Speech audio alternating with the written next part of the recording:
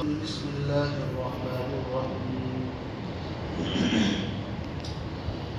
الحمد لله رب العالمين الرحمن الرحيم مالك يوم الدين إياك نعبد وإياك نستعين اهدنا الصراط المستقيم صراط الذين أنعمت عليهم غير المغضوب عليهم ولا الضالين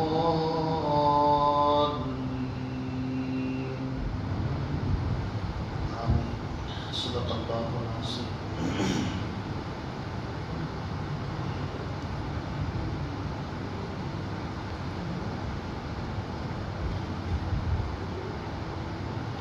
قرآن پاک کی تفسیر کا یہ دوسرا درس آج انشاءاللہ حضرات کے سامنے پیش کر رہے ہیں۔ اس سے پہلے تعوذ یعنی اعوذ باللہ من الشیطان الرجیم اور تسمیہ یعنی بسم اللہ الرحمن الرحیم، ان کی تفاسیر اس سے پہلے سبق کے اندر آپ حضرات کے سامنے بیان کی گئی تھی، جس کا خلاصہ یہ ہے کہ تعوذ یعنی اعوذ باللہ من الشیطان الرجیم یہ قرآن پاک کی آیت یا اس کا کوئی حصہ نہیں ہے، بلکہ قرآن پاک کی ایک آیت ہے فَإِذَا قَرَأْتَ الْقُرْآنَ فَاسْتَعِذْ بِاللَّهِ کہ جب قرآن پاک پڑھنے کا ارادہ کرو تو تم اللہ کی پناہ میں آ جاؤ۔ اس لیے قرآن پاک جب بھی پڑھا جائے گا تو اس سے پہلے اعوذ باللہ من الشیطان الرجیم پڑھ کر کے بندہ اللہ کی پناہ میں آ جاتا ہے۔ یہ سب باتیں میں نے بتا دی تھی کہ اللہ کی پناہ میں کیوں آتا ہے۔ شیطان کا ڈائریکٹ مقابلہ کرنے کی انسان کے اندر صلاحیت اور طاقت نہیں ہے۔ دوسری بات میں نے یہ بتائی تھی کہ ایک ہے دفع مضرت، ایک ہے جلب منفعت، یعنی ایک طرف کسی چیز سے نفع فائدہ اٹھانا ہے اور دوسری طرف نقصان سے بچنا ہے۔ مثال کے طور پر ایک طرف دسترخوان لگا ہوا ہے، سامنے طرح طرح کی نعمتیں رکھی ہوئی ہیں، تو یہ جلب منفعت یعنی نفع حاصل ہونے والی چیز سامنے رکھی ہوئی ہے، اور دوسری طرف کوئی آدمی آ کر کے بتا دے کہ آپ کے مکان کے اندر خدا نخواستہ آگ لگ گئی، تو اب آپ یہ بتائیے کہ عقل کا تقاضا کون سا ہے، پہلے کھانا کھائے گا یا پہلے جا کر کے آگ بجھائے گا؟ بتائیے۔ پہلے کوشش یہ کی جائے کہ بھئی کھانا تو بعد میں بھی کھا لیں گے، لیکن پہلے نقصان دینے والی چیز جو ہے اس سے بچا جائے۔ تو آپ قرآن پاک پڑھنے بیٹھ جائیں لیکن نقصان دینے والی چیز سے نہیں بچے تو آپ کو راستے میں دقت آئے گی، تکلیف آئے گی۔ یہ پنکھا بند کر دو، بہت شور مچا رہا ہے یہ میرا چھوٹا پنکھا۔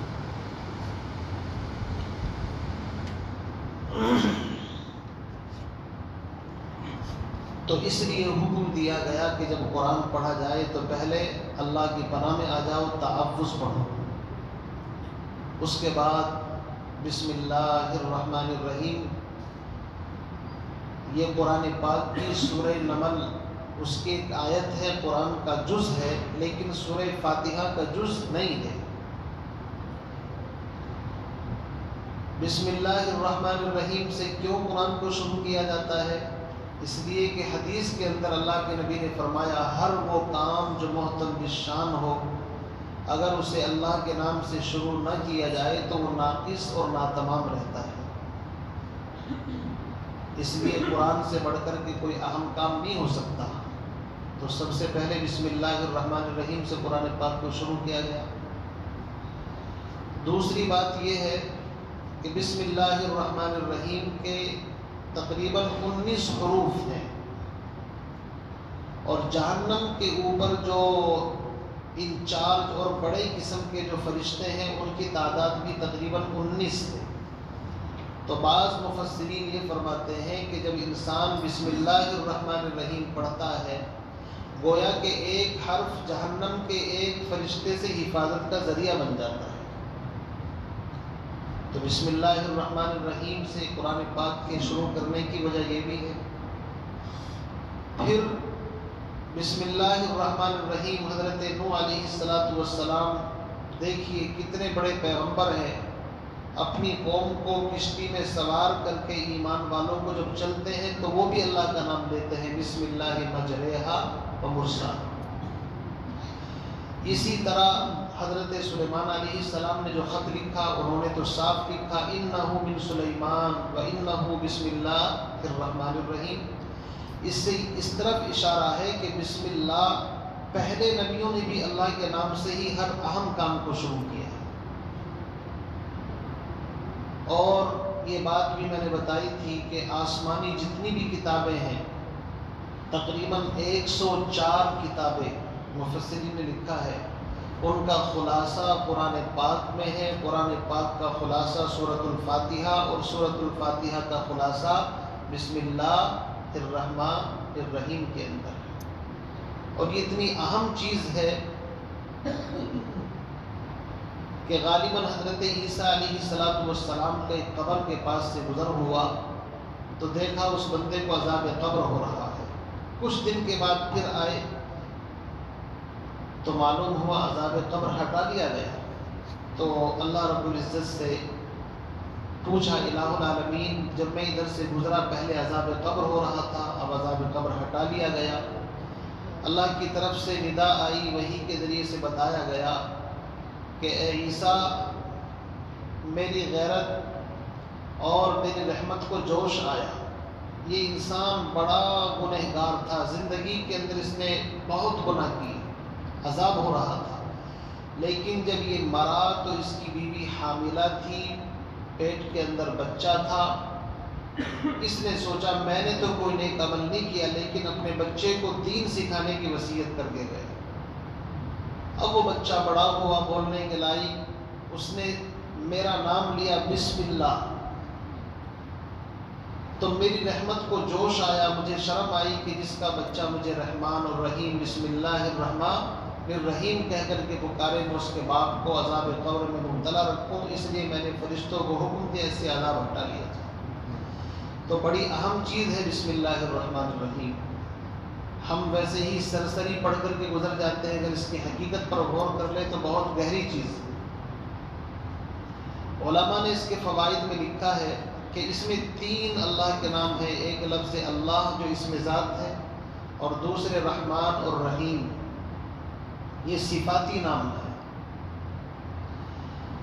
علماء فرماتے ہیں کہ اس کی خصوصیت یہ ہے کہ اگر کسی کو بہت زیادہ غصہ آتا ہے تو کم از کم وہ 11 مرتبہ بسم اللہ الرحمن الرحیم کو پانی پر دم کر کے پیے، اور اگر گھر والوں کو سبھی کو زیادہ غصہ آتا ہے، جیسے کہ آج کل آپ دیکھ رہے ہیں کہ لوگوں کو ہائی بلڈ پریشر کا ایک مرض سا بن گیا ہے، تو اس کے اندر بھی بے حد مفید ہے، چونکہ رحمان اور رحیم اس میں بہت اہم نام ہے اللہ کے۔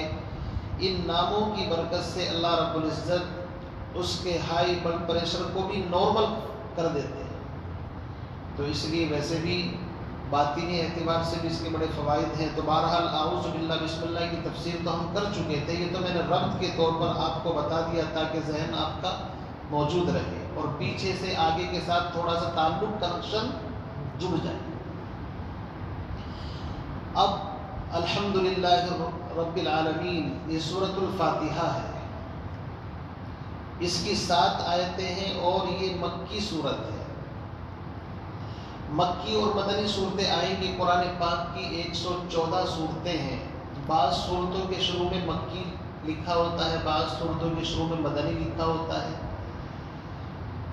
تو علماء فرماتے ہیں کہ جو صورتیں نبی علیہ السلام کے مکہ ہجرت مدینہ ہجرت کرنے سے پہلے نازل ہوئی، ان تمام صورتوں کو مکی کہا جاتا ہے۔ اور جب حضور علیہ السلام نے مکے سے مدینہ ہجرت کر کے آپ تشریف لے گئے تو ہجرت کے بعد میں جو صورتیں نازل ہوئی ہیں ان کو مدنی صورتیں کہا جاتا ہے۔ تو مکی اور مدنی صورتوں کے بارے میں یاد رہے گا نا انشاءاللہ کہ ہجرت سے پہلے جن صورتوں کا نزول ہوا وہ مکی کہلاتی ہیں، اور ہجرت کے بعد جو صورت نازل ہوئی وہ مدنی کہلاتی ہے۔ یاد رکھیے مکی صورتیں جتنی بھی ہیں تو مکی دور حضور علیہ السلام کا کتنا دور ہے؟ 13 سالہ دور مکی ہے، یعنی نبوت ملنے کے بعد۔ ویسے تو 40 سال آپ کی پیدائش وہیں پر ہوئی اور تقریباً 40 سال میں نبوت ملی اور 13 سال تک آپ مشن نبوت پر محنت کرتے رہے۔ 50 اور 53 ہجری کے اندر یعنی کہ نبوت کے حضور کی پیدائش کے 53 سال بعد آپ نے ہجرت فرمائی۔ تو ویسے تو تقریباً 53 سال تک حضور مکے کے اندر رہے، لیکن جو نبوت کا دور ہے، محنت کا دور، وہ 13 سالہ ہے۔ اور مدنی زندگی جو ہے وہ 10 سالہ زندگی ہے۔ کل ملا کر کے 63 سال کی زندگی نبی علیہ السلام کی ہوئی ہے۔ تو مکی صورتوں میں زیادہ تر جو مضمون آیا ہے وہ توحید، رسالت، آخرت، 3 موضوع زیادہ بیان ہوئے ہیں۔ چونکہ مکی دور کے اندر نماز، روزہ، حج، زکوٰۃ، جہاد، قربانی یہ کچھ نہیں تھا، بس مکی دور کے اندر عقیدے کی درستگی، اللہ ایک ہے، سب کچھ اللہ سے ہوتا ہے، ان چیزوں کے اوپر زیادہ محنت تھی۔ اس لیے یہ سورت الفاتحہ ہے، اس میں 6 مضامین بیان کیے گئے ہیں، اور یہ 6 مضامین وہ ہیں جو پورے قرآن پاک کا خلاصہ اور نچوڑ۔ اگر آپ نے وہ 6 باتیں انشاءاللہ یاد کر لی تو سمجھو آپ نے پورے قرآن پاک کا جو مکھن ہے، لب لباب، خلاصہ، گویا کہ وہ سمجھ لیا آپ نے۔ سب سے پہلی چیز ہے توحید، اللہ کو ایک ماننا، اس کی ذات اور صفات میں کسی کو اس کا پارٹنر اور شریک قرار نہ دینا۔ وحدانیت کا مطلب یہ ہے تنہا، قل هو اللہ احد اللہ الصمد لم یلد ولم یولد ولم یکن له کفوا احد۔ توحید، اللہ کی وحدانیت، یہ پہلا مضمون ہے، اور قرآن پاک نے سب سے پہلے اسی مضمون کے اوپر زور دیا ہے، اور تمام انبیاء علیہ السلام نے اسی مین جز کو بنیاد بنا کر کے انسانوں پر محنت کی ہے۔ تو سورۃ الفاتحہ کا سب سے پہلا مضمون کیا ہے؟ توحید۔ دوسرا مضمون ہے رسالت۔ انبیاء علیہ السلام جتنے بھی آئے ہیں A to Z، آدم علیہ السلام سے لے کر حضرت عیسیٰ تک، اور آخری پیغمبر جناب محمد الرسول اللہ صلی اللہ علیہ وسلم کی رسالت کو کھول کر کے بیان کرنا، یہ قرآن پاک کا موضوع ہے، مقصد ہے۔ تو دوسری چیز قرآن بیان کرتا ہے رسالت۔ تیسری چیز آخرت، موت کے بعد انسان مٹی میں مل کر کے ختم نہیں ہو جاتا، بلکہ موت کے بعد ایک نئی زندگی شروع ہوتی ہے، عالم برزخ، پھر عالم جنت یا عالم جہنم کے اندر انسان رہے گا۔ تو تیسری چیز جس کو قرآن بیان کرتا ہے اور سورہ فاتحہ کے اندر ہے وہ ہے آخرت۔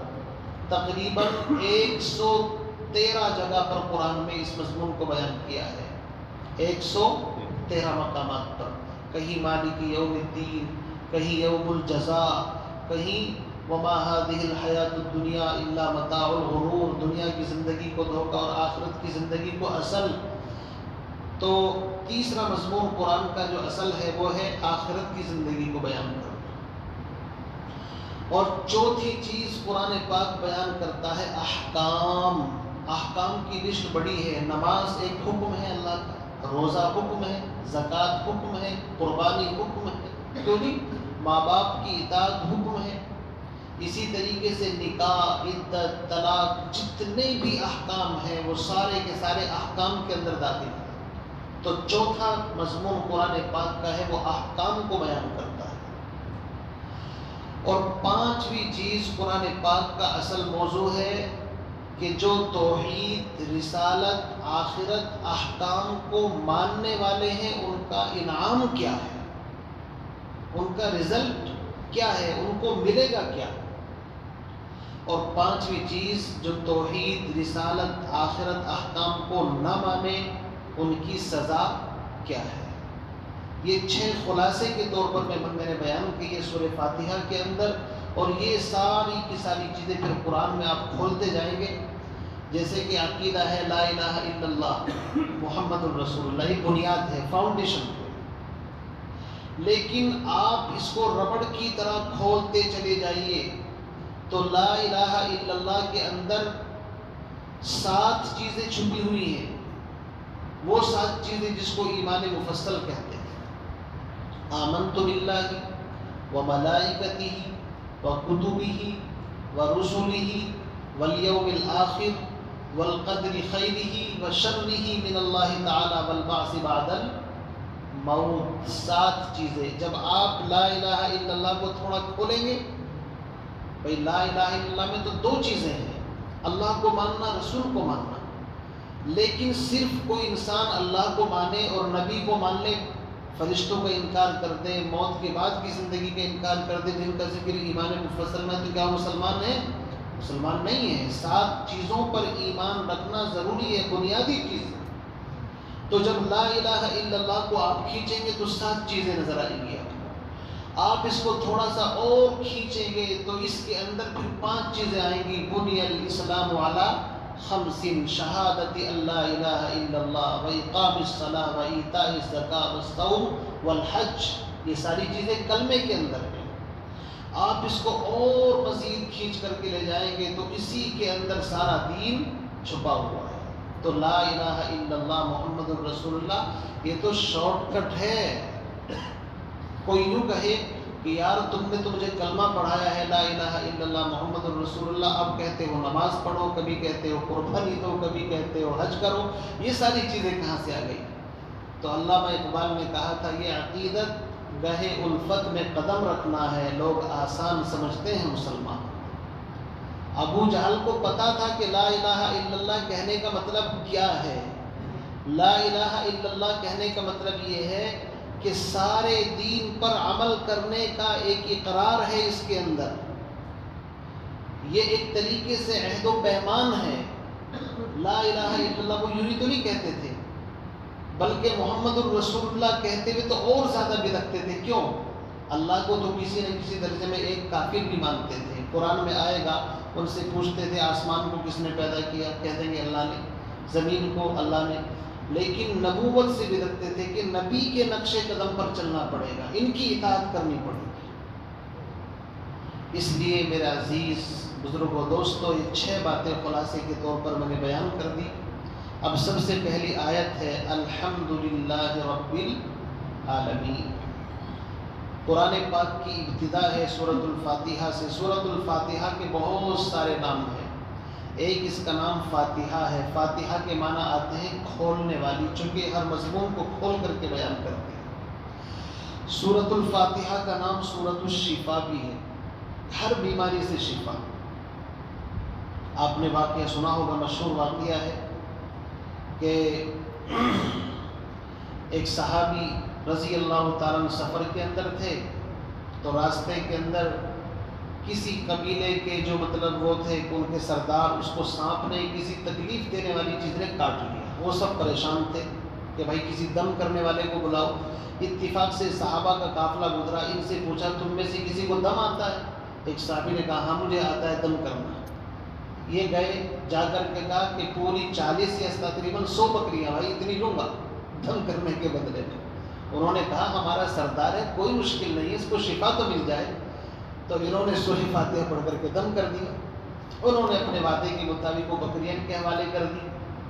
اب صحابہ کی بہت پیاری عادت تھی کہ بغیر نبی علیہ الصلوۃ والسلام کے مشورے کے اور اجازت کے کوئی قدم نہیں اٹھاتے تھے. بکریاں تو لے آئے. اللہ کے نبی نے پوچھا بھائی کیا ہوا؟ کارگزاری سنائی آ کر کے کہ ایسے ایسے معاملہ پیش آیا ہے. حضور نے فرمایا تمہیں کس نے بتایا سورہ شفا بھی ہے اس کے اندر؟ کہ ہم آپ ہی کے پاس تو سنتے ہیں کہ سورۃ الفاتحہ سورۃ الشفا ہے. تو نبی علیہ الصلوۃ والسلام نے ان کے اوپر کوئی نکیر نہیں فرمائی. بہرحال عرض کرنے کا مقصد یہ ہے کہ اس کا ایک نام سورۃ الشفا بھی ہے، اسی طرح اس کا نام ام القرآن بھی ہے، پورے قرآن کی ماں یا پورے قرآن پاک کی جڑ. اسی طرح اس کا نام سبع مثانی بھی ہے، قرآن میں ہے وَلَقَدْ آتَيْنَاكَ سَبْعًا مِّنَ الْمَثَانِي وَالْقُرْآنَ الْعَظِيمِ، 7 آیتیں ہیں اس کے اندر، اس لیے سبع مثانی ہے۔ اس سورت کا نام سورۃ الکنز، کنز کے معنی خزانہ، چونکہ اس کے اندر سارے خزانے چھپے ہوئے ہیں۔ بہرحال بہت سارے نام احادیث کے اندر آپ کو اس کے مل جائیں گے۔ اب دیکھیے الحمدللہ رب العالمین، سب سے پہلے لفظ ہے حمد۔ 3 لفظ ہیں، ان کو سمجھ لیجیے۔ ایک لفظ آتا ہے حمد، ایک آتا ہے مدح، اور ایک آتا ہے شکر۔ 3 لفظ ہیں عربی زبان کے اندر۔ حمد جو ہے وہ کسی کی ایسی تعریف کرنا اپنے اختیار سے کہ چاہے اس کے اندر وہ چیز ہو یا نہ ہو، اپنے اختیار سے کسی کی تعریف کرنے کا نام حمد کہلاتا ہے۔ اور مدح کہتے ہیں کہ اپنے اختیار سے بھی کیا جائے، لیکن اس کے اندر وہ چیز صفت ہے کسی خوبی کے اوپر، اور وہ خوبی ذاتی نہیں ہوتی اس کے اندر، بلکہ کسی اور وجہ سے ہوتی ہے۔ جیسے کہ کوئی قیمتی پتھر یا ہیرا آپ نے دیکھا تو آپ اس کی تعریف کریں، تو یہ اصل میں ہیرے کا کمال نہیں بلکہ تو اللہ کا کمال ہے جس نے اس کے اندر پیدا کیا یہ خوبی۔ ایک آتا ہے شکر، شکر کہتے ہیں کسی نے کسی پر احسان کیا اور اس کے بدلے میں انسان شکر کرتا ہے کہ بھائی جزاک اللہ، ہے نہیں، شکریہ کے طور پر۔ تو حمد آیا ہے الحمدللہ رب العالمین، اس میں جو الف لام ہے یہ استغراق کا ہے، مطلب یہ ہے کہ اس دنیا میں جتنی خوبیاں اور تعریفیں ہو سکتی ہیں، چاہے زبان سے، چاہے قول سے، چاہے فعل سے، چاہے عمل سے، اور چاہے لکھ کر کے تحریر شکل میں، جس انداز سے چاہے کھڑے ہو کر، بیٹھ کر، لیٹ کر، جس انداز سے بھی کوئی تعریف ہو سکتی ہے اب یا بعد میں، وہ تمام کی تمام تعریفوں کا مستحق کون ہے؟ صرف اللہ۔ یاد رکھیے اتنا جامع لفظ ہے حمد، الحمدللہ رب العالمین۔ تو حمد کے معنی آتے ہیں تعریف۔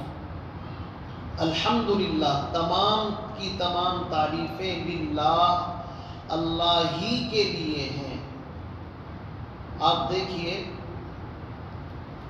عجیب بات یہ ہے، الحمدللہ ان کا لفظ قرآن پاک میں کئی جگہ پر آیا، الحمدللہ الذی انزل علی عبدہ الکتاب۔ جہاں بھی حمد آتا ہے اللہ کے ساتھ آتا ہے، حمد رحمان الرحیم کے ساتھ نہیں آتا۔ آپ کہیں نہیں دیکھیں گے قرآن میں الحمد الرحمن یا الحمد الرحیم، رحمان الرحیم کے ساتھ یہ لفظ استعمال ہوتا ہی نہیں ہے۔ کیوں؟ اس لیے کہ اللہ اس میں ذات ہے، اور حمد کے اندر تمام قسم کی تعریفیں ہیں۔ تو تمام قسم کی تعریفیں یہ ایسا لفظ ہے جو ایسی ذات کے ساتھ بولا جاتا ہے جو تمام تعریفوں کا مستحق ہو، اور وہ کون ہے؟ اللہ۔ اس لیے الحمدللہ ایک خاص شان ہے اس لفظ کی۔ تو میں بسم اللہ کے اندر اس کی وضاحت کر چکا ہوں کہ للہ جو ہے اللہ، یہ اللہ کا اسم ذات ہے۔ اسم ذات اور صفات میں بتا چکا ہوں، اس کو بیان کرنے کی یہاں پر ضرورت نہیں ہے۔ اتنا سمجھ لیجئے کہ اللہ کے معنی کیا ہے۔ بعض نے فرمایا اللہ کے معنی ہے کہ جس نام سے سکون، راحت، اطمینان حاصل کیا جائے، اور حقیقت یہ ہے قرآن بھی کہتا ہے الا بذکر اللہ تطمئن القلوب۔ انسان کے پریشان حال دل کا علاج اگر ہے تو صرف اللہ کا ذکر ہے۔ آپ دیکھ لیجئے انسان جب پریشان ہو، کسی چیز کی ٹینشن، الجھن ہو، تو اگر وہ اللہ کا نام لینا شروع کر دے تو اس کے دل کے اندر ایک نورانیت پیدا ہو جاتی ہے، دل کو آرام ملتا ہے۔ اللہ اللہ اینچ شیری ہست نام، شیر و شکر می شود جانم تمام۔ اور مولانا روم مثنوی شریف کے اندر فرماتے ہیں کہ نام او چو بر زبانم می رود، اللہ کو مخاطب کر کے جب میں اس کا نام لیتا ہوں، اللہ اللہ کرتا ہوں، نام او چو بر زبانم می رود، جب اللہ کا نام میری زبان پر آتا ہے، ہر بنے از موئے، ہر بنے از جوئے من اصل شود، فرماتے ہیں کہ میرے جسم کے ایک ایک روئے سے اس طرح سمجھو جیسے شہد کے دریا بہہ رہے ہیں، اتنا اونچا نام ہے اللہ کا۔ اس لیے اللہ اللہ کیسا پیارا نام ہے، عاشقوں کا مینا اور جام ہے۔ یہ جو صوفیہ بزرگان دین اللہ کے نام کی تسبیح اور لا الہ الا اللہ اور لا معبود الا اللہ، یہ سب کچھ اسی لیے کرتے ہیں کہ اللہ کے نام سے دل کے اندر سکون اور راحت نصیب ہوتا ہے۔ تو فرمایا الحمدللہ، تمام تعریفیں صرف اور صرف اللہ کے لیے ہیں۔ کون اللہ ہے بھائی؟ فرمایا اللہ کو نہیں جانتے تم؟ رب العالمین، جو ہر عالم کے رب پالن ہار ہے۔ رب ایک ہے اور عالم ایک نہیں، عالم ہزاروں ہے۔ بعض نے تو کہا کہ اتنے عالم ہیں ہمیں پتہ ہی نہیں کتنے عالم ہیں۔ انسان ایک عالم، الگ عالم ہے، جنات کا ایک الگ عالم ہے، دنیا ہے، اور بہت ساری مخلوق وہ ہے جن کو مائکروسکوپ کے ذریعے سے ڈاکٹر لوگ تحقیق کرتے ہیں کہ باریک باریک مخلوق جو ہمیں دکھائی نہیں دیتی، ان کا ایک الگ عالم ہے۔ کتنے عالم ہے جانتے نہیں؟ خشکی کے اندر الگ، تری کے اندر الگ، بے شمار عالم ہیں۔ ان تمام عالموں کا رب کہتے ہیں کس کو؟ رب کہتے ہیں کسی چیز کو آہستہ آہستہ پال پوس کر، اس کی ضرورتوں کا انتظام کر کے اس کو پایۂ تکمیل تک پہنچانا۔ ہوا انشاء الشیء حالا فحالا الی حد التمام، اس کی تمام ضرورتوں کو خیال کرتے ہوئے۔ مثال کے طور پر بچہ ہے، ماں کتنا خیال رکھتی ہے اس کا۔ چھوٹا بچہ ہے جو دودھ پی سکتا ہے، اس کو کبھی روٹی نہیں دیتی، کیوں؟ اس کے بھی دانت ہی نہیں ہے، دودھ دے گی۔ جب بچے کے دانت نکل آئیں گے اور ماں کو پریشان کرے گا تو کبھی دودھ دیتی ہے، کبھی اس کو روٹی دیتی ہے۔ پھر بچہ بڑا ہو جاتا ہے، دودھ چھڑایا جاتا ہے، پھر اس کو باہر کی غذائیں دی جاتی ہے، سردی سے بچنے کا انتظام، گرمی سے بچنے کا انتظام، اور خود گیلے بستر پر سو جائے گی لیکن بچے کو آرام دے گی۔ ماں باپ کو بھی اسی لیے رب کہا ہے قرآن کے اندر، چونکہ وہ مجازی رب ہوتے ہیں۔ سورہ بنی اسرائیل کے اندر آئے گا 15ویں پارے کے اندر، رب ارحمہما کما ربیانی صغیرا، یا اللہ میرے ماں باپ پر رحم فرما جیسے انہوں نے میری تربیت کی، مجھے پالا پوسا۔ ماں باپ کو بھی رب کہا ہے مجازی۔ تو وہ رب تو رب حقیقی ہے، ہر انسان کو سورج، چاند، ستارے، ہوا، آکسیجن فری، ساری کی ساری نعمتیں انسانوں کو دے رہا ہے۔ وہ اتنا عظیم رب ہے اور سب کی ضرورتوں کا خیال رکھتا ہے۔ خشکی کی مخلوق ہو، تری کی مخلوق ہو، ہر مخلوق کو روزی پہنچاتا ہے، اور جس چیز کی اس کو ضرورت ہے، کوئی شاکاہاری ہے، کوئی مانساہاری ہے، اب دیکھ لیجیے شیر ہے، چیتے، کوئی فیکٹری کارخانے نہیں جنگلوں کے اندر، لیکن اللہ ان کو تازہ گوشت کھلاتا ہے ان کی ضرورت کا۔ یہ رب ہے۔ ابراہیم کو اپنے واقعہ سنا ہوگا موسیٰ علیہ السلام کا، کہ چلے جا رہے تھے، ایک پتھر نظر آیا، اللہ کی طرف سے حکم ہوا اس کے اوپر اپنا عصا مارو۔ موسیٰ علیہ السلام نے عصا مارا تو ایک اور اندر سے پتھر نکلا، اس کے اوپر عصا مارا تو ایک دوسرا پتھر، پھر عصا مارا تو ایک تیسرا پتھر اندر سے خوبصورت چمکدار۔ اللہ نے فرمایا موسیٰ اس کے اوپر بھی عصا مارو۔ جب اس کو توڑا گیا تو اس کے اندر ایک چھوٹا سا کیڑا ہے جس کی زبان پر ایک سبز پتا ہے جو اس کی غذا ہے۔ بند پتھر کے اندر اللہ روزی پہنچا رہا ہے اس کیڑے کو، اور اس کی زبان کے اوپر ایک وظیفہ ہے، سبحان من یرانی ویسمع کلامی ویذکرنی ولا ینسانی، پاک ہے میرا رب جو مجھے یہاں بند پتھر کے اندر روزی پہنچاتا ہے اور مجھے دیکھ بھی رہا ہے اور میری بات بھی سنتا ہے، مجھے کبھی بھولتا نہیں۔ وہ رب ہے۔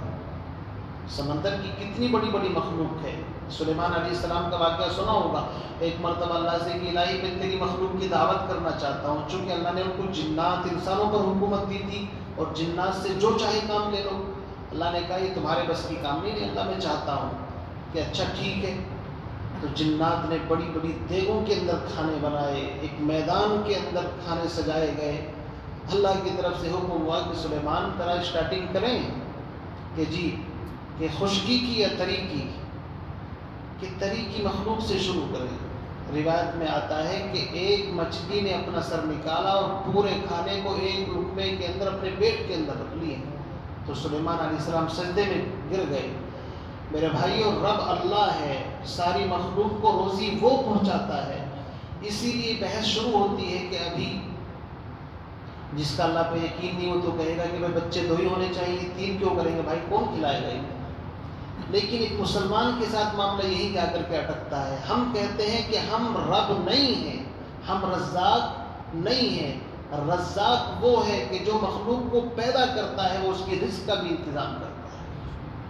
لیکن جس کا اس بات پر یقین نہیں تو وہ تو یہ کہے گا کہ بھائی جن سنکھیا بڑھ گئی، آدمی بڑھ گئے، بھائی یہ ہو گیا وہ ہو گیا نا، یہ رونے کس لیے ہیں سارے؟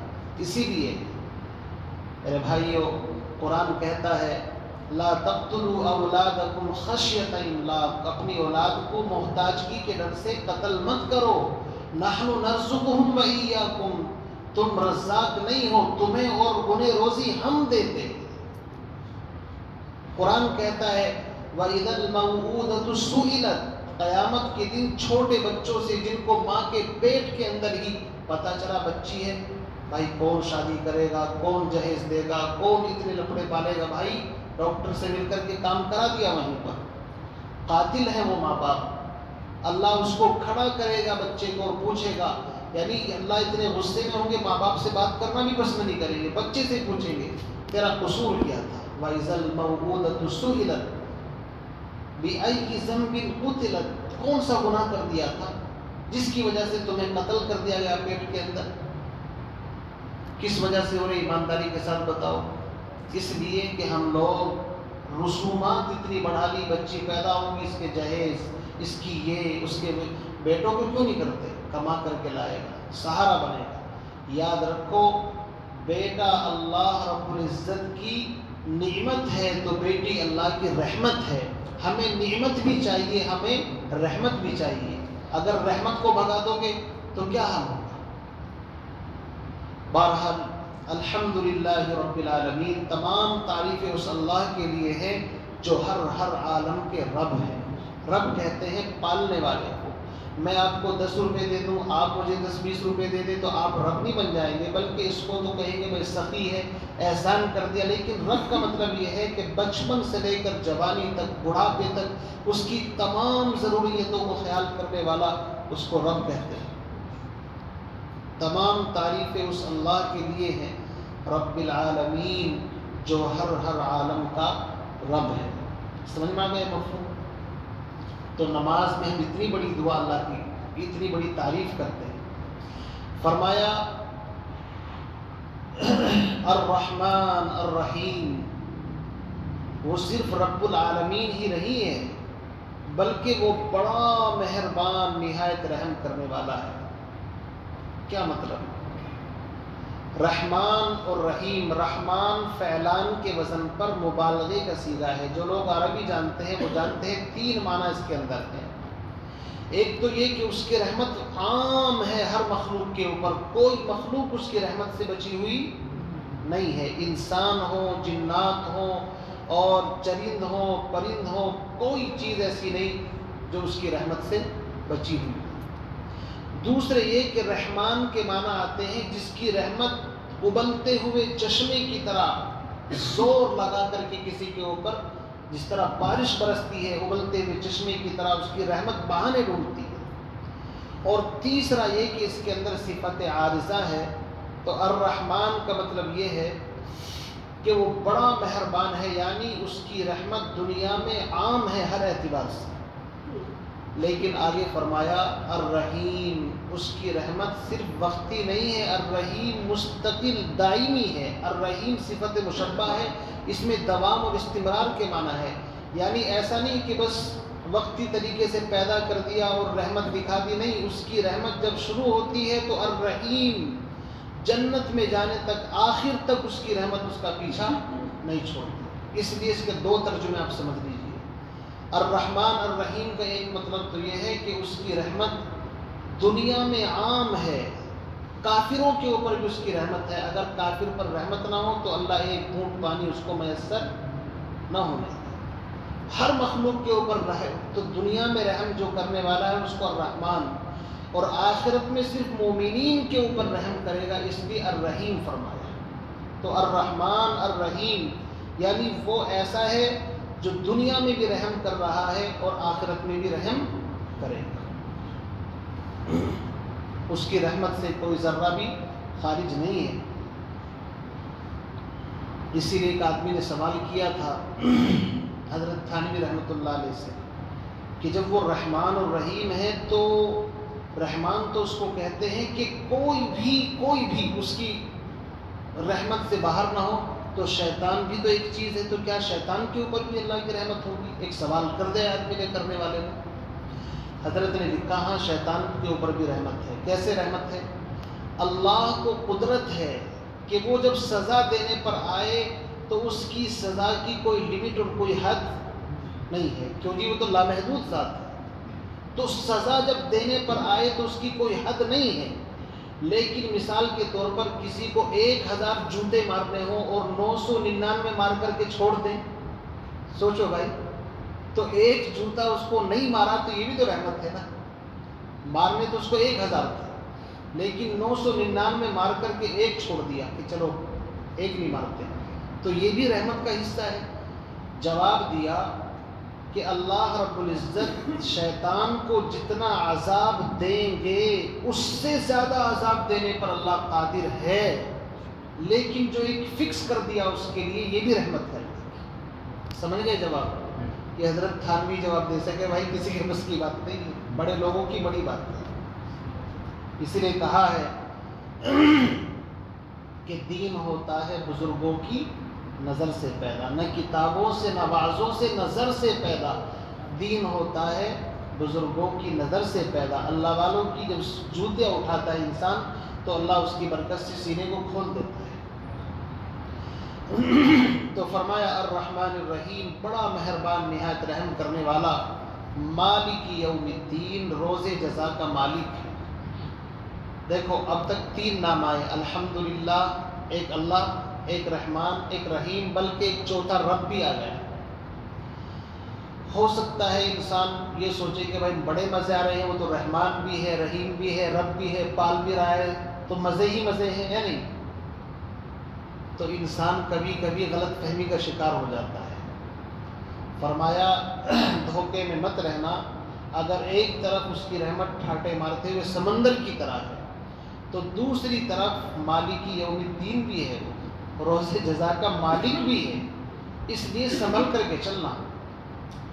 جیسے کسی کو پتہ لگے کہ بڑا آدمی بڑا سخی ہے، دونوں ہاتھوں سے مال لٹاتا ہے، لیکن ساتھ ساتھ یہ بھی بتا دیا جائے کہ بھائی بڑا غصے ور بھی ہے، اگر اس کو پتہ چل جائے غلط بات ہے تو غصہ بھی ہو جاتا ہے، تو انسان سنبھل کر کے چلتا ہے۔ اور ایک ہی چیز اس کی زندگی کے اندر ہو تو یہ نقص مانی جاتی ہے۔ تو ساتھ ساتھ فرمایا چونکہ اللہ رب رحمان اور رحیم بڑے بڑے نام اللہ کے آئے ہیں، فرمایا مالک یوم الدین، وہ روز جزا کا مالک بھی ہے۔ اچھا مالک کس کو کہتے ہیں؟ اس کی 2 قرات ہیں، بعض اس کو ملک ہی پڑھتے ہیں۔ ملک آپ نے بہت سے قاریوں کو سنا ہوگا، وہ ملک یوم الدین پڑھتے ہیں۔ ملک کے معنی بادشاہ کے آتے ہیں اور مالک کے معنی مالک کے آتے ہیں۔ دونوں قراتیں درست ہیں۔ بعض کہتے ہیں ملک بادشاہ کو کہتے ہیں، اور بادشاہ اپنی رعایت میں سب سے سپر پاور ہوتا ہے، اس لیے وہ ساری مخلوق میں سب سے بڑا ہے، تو ملک بھی اس کو کہنا صحیح ہے۔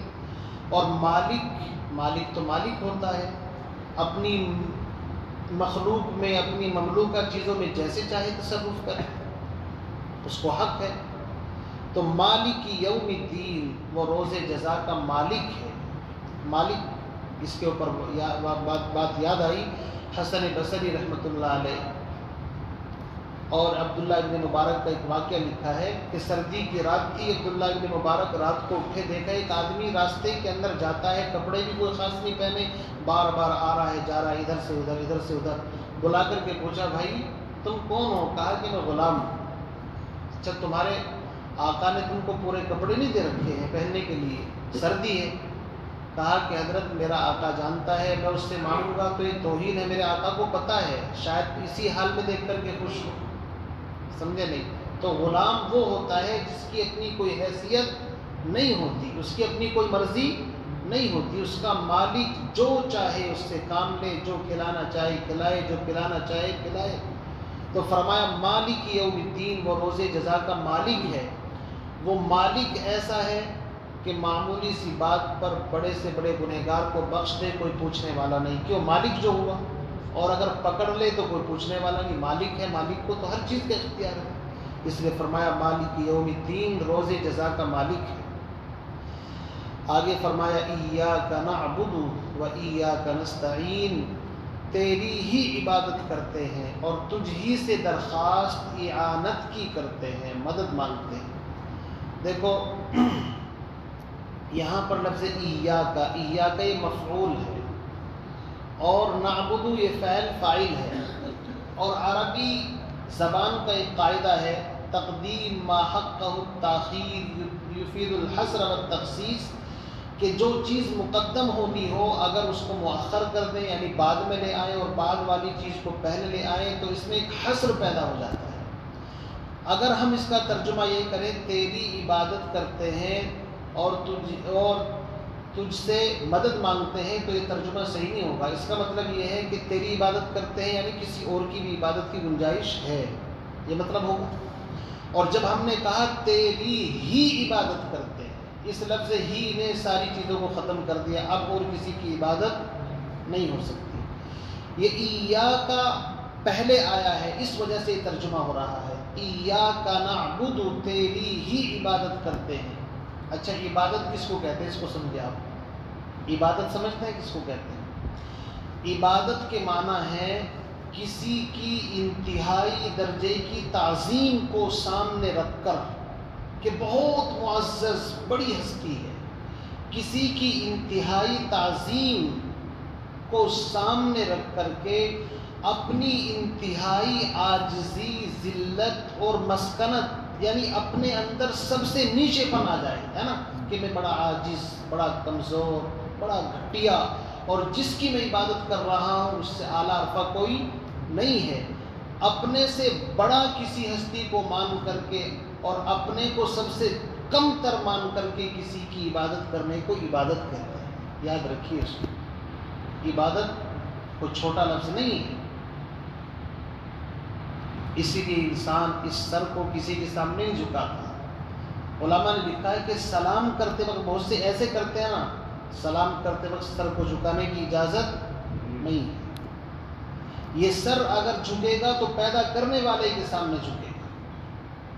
مجدد الفسانی رحمۃ اللہ علیہ کو گوالیئر کے ضلع قید کر دیا ان کو وہاں پر جیل کے اندر، لیکن انہوں نے اکبر بادشاہ کو صاف کہہ دیا مجھ سے بجز خدا کے کسی کے حضور میں اپنا سر نیاز جھکایا نہ جائے، میں اس سر کو صرف اللہ کے سامنے جھکاؤں گا، کسی کے سامنے نہیں جھکا سکتا۔ اسی لیے جنازے کی نماز جب ہوتی ہے تو اللہ نے فرمایا کہ تم نیت باندھ کر کے صرف کھڑے کھڑے پڑھ لو جو کچھ پڑھنا ہے، دعا کر لو، درود پڑھ لو، لیکن رکوع اور سجدے کی اجازت نہیں ہے۔ کیوں؟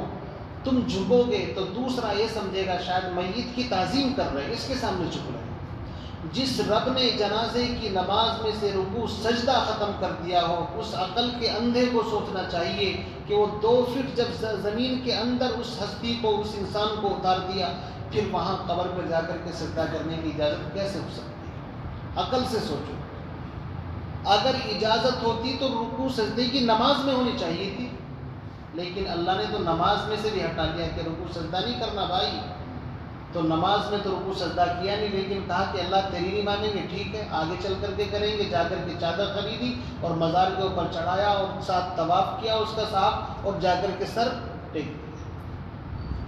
سوچئے انسان جب عقل سے بالکل اندھا ہو جاتا ہے، کہا ایاک نعبد، عبادت تیری کرتے ہیں، مدد بھی تجھ سے مانگتے ہیں۔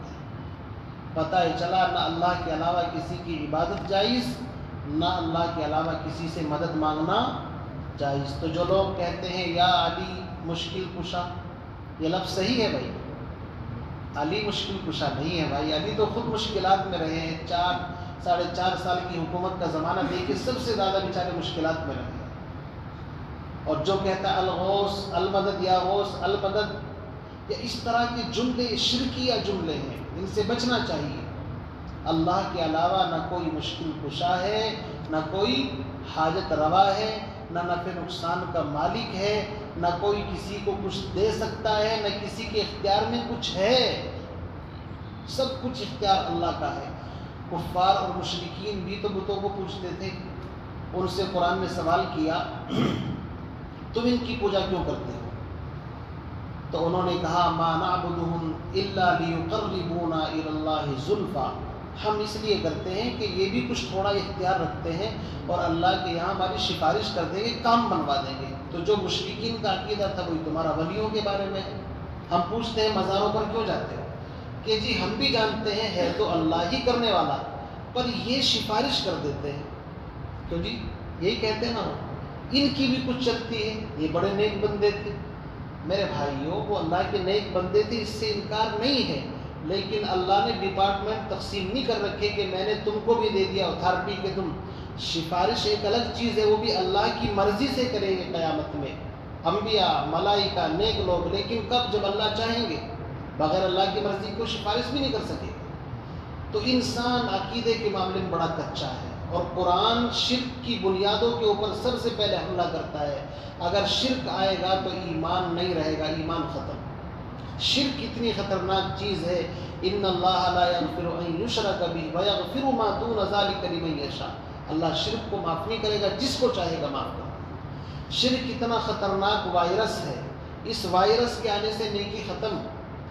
قرآن کہتا ہے لئن اشرکت لیحبطن عملک، میرے محبوب اگر شرک تم نے کیا تو تمہارے بھی اعمال ڈیلیٹ ہو جائیں گے، کچھ نہیں ملے گا۔ تو شرک سے کتنا ڈرنا چاہیے انسان، اپنے عقیدے کی حفاظت کرنی چاہیے۔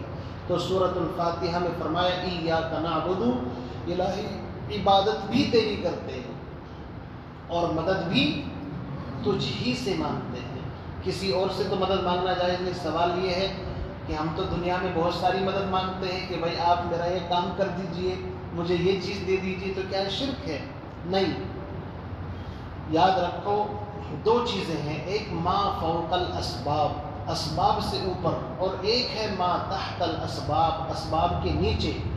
ما تحت الاسباب، بندے بندے سے مدد مانگ سکتے ہیں۔ مثال کے طور پر میں آپ کے پاس کہوں کہ بھائی آپ مجھے پانی لا دیجئے، کھانا لا دیجئے، میڈیکل سے دوائی لا دیجئے، یہ کر دیجئے، یہ اسباب کے تحت مدد مانگی جا رہی ہے، یہ شرک نہیں۔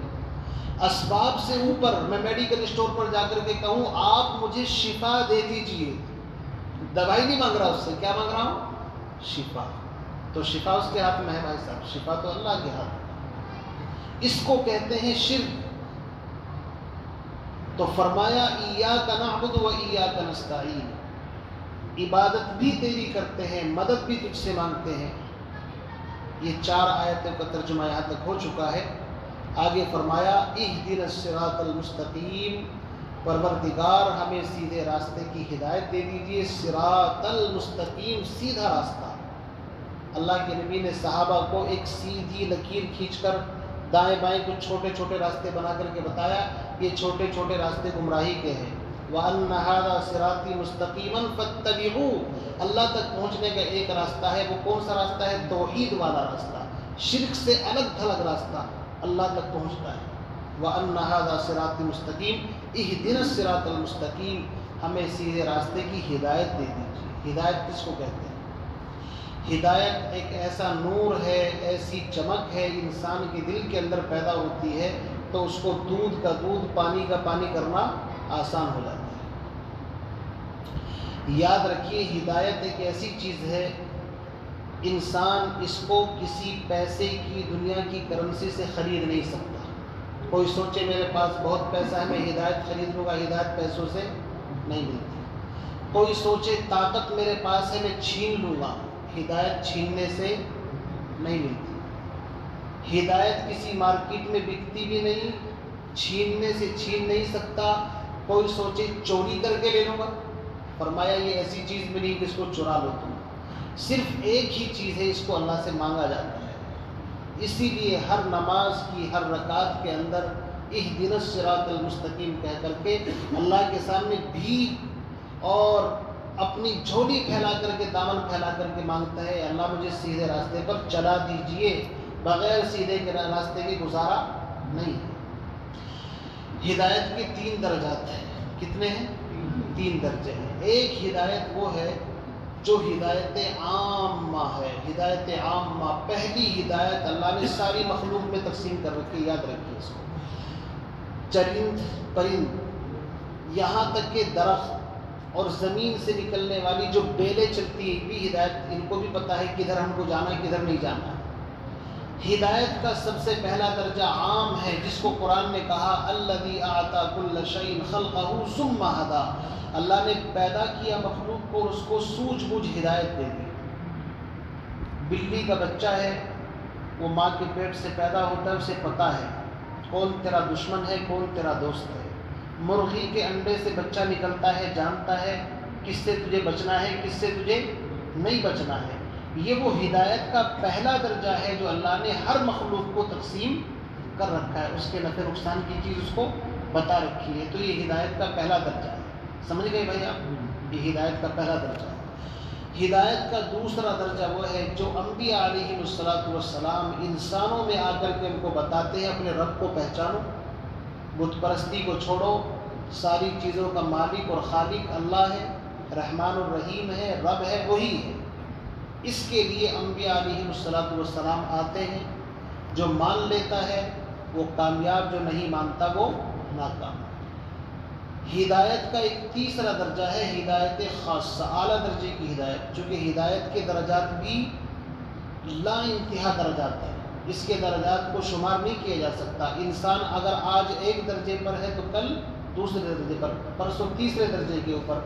جتنا تقویٰ اس کی زندگی کے اندر آئے گا اتنا ہی ہدایت کے درجات اس کے اوپر کھلتے چلے جائیں گے۔ ایک متقی لوگوں کی ہدایت ہے، ان کی ہدایت اور ہے، ایک عام لوگوں کی ہدایت ہے، ان کی ہدایت اور ہے۔ تو اہدنا الصراط المستقیم کے اندر فرمایا ہمیں سیدھے راستے کی ہدایت دے دیجیے۔ کون سا ہے وہ سیدھا راستہ؟ صراط الذین انعمت علیہم، وہ راستہ جن پر تو نے انعام فرمایا۔ اب وہ کون لوگ ہیں؟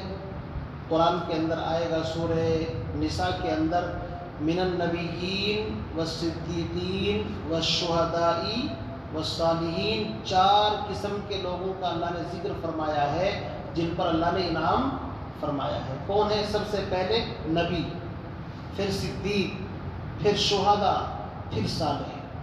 نبی تو آپ جانتے ہیں نبوت کا دروازہ بند ہو چکا۔ صدیق کہتے ہیں جو اللہ اور اس کے رسول کے حکموں کو آنکھ بند کر کے بے دھڑک قبول کر گئے، جیسے کہ ابو بکر صدیق رضی اللہ تعالیٰ عنہ، ان کو صدیق اسی وجہ سے کہتے ہیں کہ معراج کے واقعے کو لوگ جھٹلا رہے تھے، انہوں نے سنتے ہی کہا کہ میں ایمان لاتا ہوں، میں مانتا ہوں، آپ گئے ہیں۔ اس کو کہتے ہیں جو بغیر کسی اینچ پیچ کے فوراً قبول کر لے، اس کو صدیق کہتے ہیں۔ اور یاد رکھیے صدیقین کہا ہے، پتہ چلا صدیق صرف ابو بکر صدیق نہیں تھے، قیامت تک آنے والے انسان صدیق کے مقام پر پہنچ سکتے ہیں اگر وہ چاہیں۔ شہداء، شہید اس کو کہتے ہیں، شہید کے معنی گواہ، جو اپنی جان مال خون کا ایک ایک قطرہ دے کر کے اللہ کے ایک ہونے کی گواہی دیتے۔ جان سے بڑھ کر کوئی چیز نہیں ہوتی، لیکن اللہ کے نام پر دے رہا ہے، تو یہ شہید کا اعلیٰ درجہ ہے۔ اور صالح اس کو کہتے ہیں جو ایمان لائے، نماز روزہ گناہوں سے بچے، اس کو صالح کہتے ہیں۔ تو فرمایا صراط الذین انعمت علیہم، ان لوگوں کے راستے پر چلا جن پر تو نے انعام فرمایا۔ یہاں ایک بات اور سمجھ لیں، یہاں صراط القرآن یا صراط الحدیث نہیں کہا کہ ہمیں قرآن کے راستے پر چلا یا حدیث کے راستے پر چلا۔ کیوں؟ اس لیے کہ قرآن ڈائریکٹ اس وقت تک ہدایت نہیں دے سکتا جب تک کہ قرآن کو کوئی سمجھانے والا نہ ہو۔ اگر انسانوں کی ہدایت کے لیے صرف قرآن کافی ہوتا تو اللہ نبیوں کو نہ بھیجتا، بلکہ موسیٰ علیہ السلام کو بھیجنے کی ضرورت کیا تھی؟ بنی اسرائیل کو کہتے طور پہاڑ سے کتاب اٹھا کر کے لے آؤ، پڑھ لو اس کو۔ اللہ بیت اللہ کے اوپر یا غار حرا یا جبل احد کے اوپر قرآن نازل کر دیتے کہ پڑھ لو، میں نے چلو تم کو قرآن دے دیا۔ نہیں، قرآن سے پہلے قرآن سمجھانے والی شخصیت کو بھیجا۔ تو یاد رکھیے، ایک ہے رجال اللہ، ایک ہے کتاب اللہ۔ رجال کہتے ہیں اللہ کے نیک بندوں کو، اور کتاب کا مطلب کتاب۔ اس لیے شاعر نے کہا ہے کہ لفظ تو مطلب کورس تو لفظ ہی سکھاتے ہیں، اگر کورس پڑھیں گے کتاب پڑھیں گے تو الفاظ آ جائیں گے، لیکن آدمی آدمی بناتے ہیں۔ انسان اپنے آپ کو کسی کے تابع کرے اور اس کی رہنمائی میں دین پر چلے، یہ کمال ہے۔ اللہ رب العزت نے صراط القرآن نہیں فرمایا، بلکہ صراط الذین کہہ کر کے اشارہ فرمایا۔ قرآن کو سمجھنے کے لیے صاحب قرآن کو ماننا ضروری ہے۔ اسی لیے ہم کہتے ہیں کہ صرف عربی زبان جان کر کے ترجمہ پڑھنے سے قرآن کا مطلب حل نہیں ہوگا۔ قرآن کو سیکھو، جس طرح اللہ کے نبی نے صحابہ کو سکھایا، صحابہ نے تابعین کو سینے سے سینے تک سیکھتے سیکھتے یہ سلسلہ اب تک چل رہا ہے۔ اور جو یوں کہے مجھے کسی سے سیکھنے کی ضرورت نہیں ہے، تو وہ ایسا ہی ہے جیسا کہ یوں کہے کہ بھائی میں ڈاکٹر بن جاؤں گا، صرف ڈاکٹری کی کتاب پڑھ کے مجھے پریکٹیکل کرنے کی کوئی ضرورت نہیں ہے، سب کہیں گے بیوقوف ہے، کسی قبرستان کو آباد کرے گا، یعنی کہ لوگوں کو مار مار کر کے جلدی سے قبرستان کو بھرے گا، وہ کچھ نہیں کرے گا۔ پریکٹیکل ضروری ہے، انسانوں سے سیکھنا ضروری ہے۔ تو ایسے ہی قرآن کے بارے میں فرمایا صراط الذین انعمت علیہم، آگے فرمایا حضور سے پہلے دو جماعتیں تھیں، بنی اسرائیل کی ایک یہود ایک نصارہ۔ کوئی سوچ سکتا تھا کہ یار یہودی اور نصارہ وہ بھی تو دین حق پر ہیں، وہ بھی تو کہتے ہیں آپ کو آسمانی کتابیں ملی ہیں، تو کیا وہ سیدھے راستے پر نہیں؟ اگر ہم انہی کے دین کو فالو کر لیں، جیسے کہ حضرت عمر رضی اللہ تعالیٰ عنہ کچھ تورات کی کچھ چھوٹے موٹے نسخے ایک مرتبہ ہاتھ میں لیے ہوئے تھے، اللہ کے نبی کو پتہ چلا تو آپ ناراض ہو گئے۔ فرمایا عمر اگر موسیٰ جس کے اوپر یہ کتاب نازل ہوئی ہے وہ بھی اگر آج زندہ ہوتے، ان کو بھی محمد الرسول اللہ کا اتباع کرنا پڑتا۔ آپ آخری نبی ہیں، پیغمبر ہیں، تو اس کے بارے میں بتا دیا کہ دھوکے میں مت رہنا۔ آج یہودیوں کو دھوکہ کیا ہے؟ وہ یہ کہتے ہیں کہ ہم نبی پر ایمان کیوں لائے، ہمارے نبی تو موسیٰ ہیں، کافی ہمارے لیے کتاب، ہمارے لیے تورات کافی ہے، ہمیں کیا ضرورت ہے کسی کتاب کو ماننے کی۔ اللہ نے فرمایا کام نہیں چلے گا، غیر المغضوب علیہم ولا الضالین، ان لوگوں کے راستے پر نہ چلانا جن پر تیرا غضب نازل ہوا اور جو راستے سے بھٹک گئے۔ غیر المغضوب سے مراد ہے یہود اور ولا الضالین سے مراد ہے نصارہ۔ دونوں جماعتوں میں گڑبڑ یہ ہوئی، ایک نے افراط اور دوسری نے تفرید کا راستہ اختیار کیا، اعتدال کو چھوڑ دیا۔ اعتدال کہتے ہیں میانہ روی، میانہ روی اصل چیز ہے، وَكَذَلِكَ جَعَلْنَاكُمْ أُمَّةً وَسَطًا، اللہ نے اس نبی کو اس امت کو درمیانی امت بنایا ہے۔ لیکن یہودیوں نے کیا کیا؟ تورات کو پس پش ڈال دیا، اللہ کے حکموں کو توڑا، اور اللہ موسیٰ سے کہنے لگے کہ جب تک اللہ کو اپنی آنکھوں سے نہیں دیکھیں گے جب تک نہیں مانیں گے۔ ابھی آئے گا 2-4 رکوع کے بعد آپ ان کے حالات سنیں گے۔ عیسائیوں میں کیا گڑبڑ کی؟ انہوں نے کہا اگر اللہ کو پانا ہے تو بھائی بیوی کو بھی چھوڑو، بچوں کو چھوڑو، کاروبار کو چھوڑو، ساری چیزوں کو لات مارو اور بس کسی پہاڑ کی کھو کے اندر بیٹھ جاؤ، رہبانیت اختیار کر لی۔ یعنی وہ حد سے اتنے بڑھ گئے کہ بیوی کو بھی، بچوں کو، ساری چیزوں کو چھوڑ دیا انہوں نے۔ تو یاد رکھیے اللہ کو پانا اتنا آسان ہے کہ انسان گاؤں میں، سماج میں، شہر میں رہ کر کے بھی، بچوں کے درمیان رہ کر کے اللہ کو پا سکتا ہے۔ یہ ہمارے نبی کی تعلیم ہے۔ وہ 3 صحابی کا واقعہ سنا ہوگا نا آپ نے، کہ وہ امہات المومنین کے پاس آئے اور حضور کی عبادت کے بارے میں پوچھا۔ اماں نے بتایا حضور ایسے نماز پڑھتے ہیں، ایسے یہ کرتے ہیں۔ وہ 3 صحابی کہنے لگے کہاں ہم، کہاں اللہ کے نبی، وہ تو بخشے بخشائے ہیں، ان کو چھوڑو جی۔ ایک صحابی نے کہا آج کے بعد میں شادی نہیں کروں گا۔ انہوں نے سوچا کہ شاید شادی کروں گا بچے ہوں گے، جھنجھٹ پیدا ہوگا خام خواہ، تو ان چیزوں سے رکاوٹ پیدا ہوگی دین کے اندر، تو کہا میں آج کے بعد شادی نہیں کروں گا۔ دوسرے نے کہا کہ میں مسلسل روزے رکھوں گا، ایک دن بھی ناغہ نہیں کروں گا۔ تیسرے نے کہا میں مسلسل رات کو روزانہ اٹھا کروں گا، دن رات بھر سوؤں گا ہی نہیں۔ اللہ کے نبی کو پتہ چلا، تینوں کو بلایا تو آپ نے ان کی پیٹھ نہیں تھپتھپائی کہ واہ شاباش شاباش بہت اچھا کام کر رہے ہو تم۔ اللہ کے نبی نے ایسا نہیں فرمایا، بلکہ فرمایا کیا فرمایا؟ فمن رغب عن سنتی فلیس منی، جو میری سنت سے اعراض کرے بابو وہ ہم میں سے نہیں ہے۔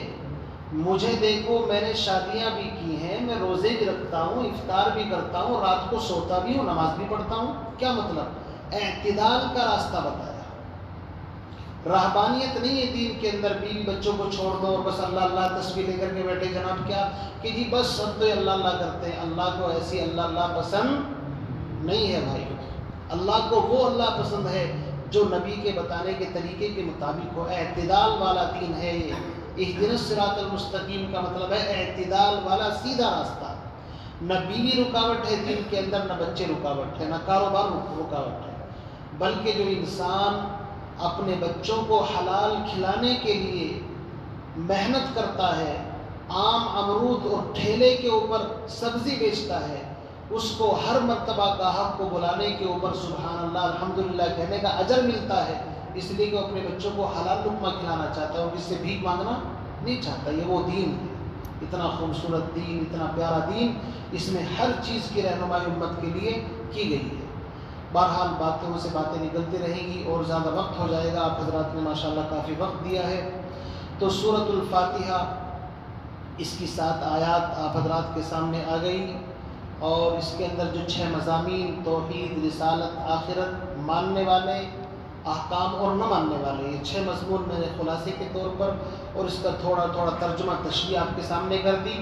تو اس کے اندر شرک کی بھی جڑ کٹ گئی، ایاک نعبد و ایاک نستعین کہہ کر کے، اور سیدھے راستے کی طلب بھی اللہ سے کر لی. وہ سیدھا راستہ کیا ہے؟ آگے الف لام میم ذالک الکتاب لا ریب فیہ، اللہ نے بندوں کی دعا سنی اور آگے پوری کی پوری مطلب یہ صورتیں اور قرآن اسی اہدنا الصراط المستقیم کے بدلے میں اللہ نے عطا فرمایا جو بندوں نے اللہ سے مانگا ہے.